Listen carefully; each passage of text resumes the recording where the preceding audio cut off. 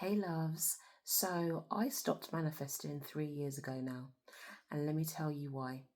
So during a period of deep shadow work that I was going through at the time, I recognized that I didn't need to manifest anymore because the reason why I had these longings and desires that I had in those moments was because there was a version of myself on a certain timeline that already had the thing. So therefore, let's clock that now. If there's a version of me that already has the thing, then there isn't really anything to manifest.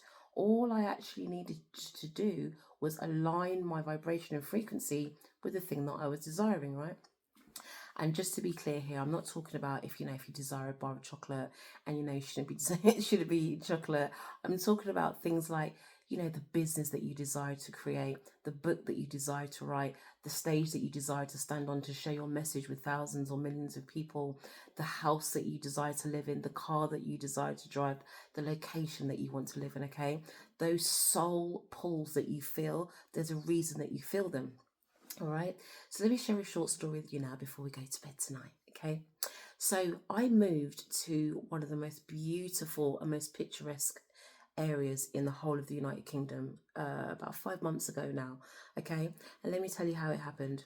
So every morning I would get up. I was living in the city, by the way. All right. Just for context. Um, so every morning I would wake up and I would go on my morning walk. This is like my little ritual. Get up, go on my little morning walk, speak to all the dog walkers, do my little kiki, do my little thing.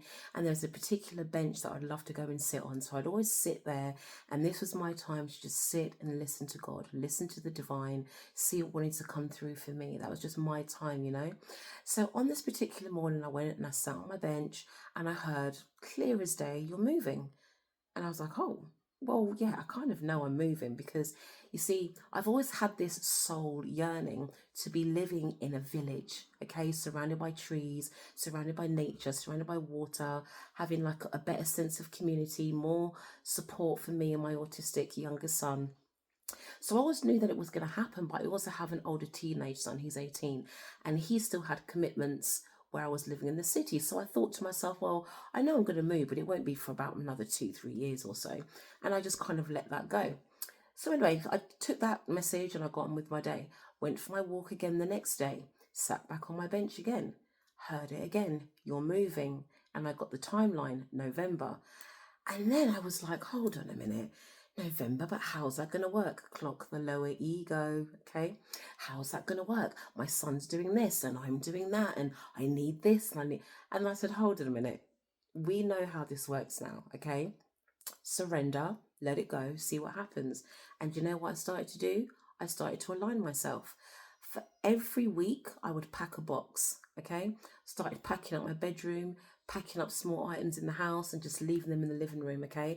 I was aligning with my future, if you will, timeline, okay? And then the most amazing magical thing happened, bearing in mind that my son at the time, he was doing a course and he wasn't due to finish for like another 7, 8 months. He received an email saying that the course was going to be finishing earlier. See that?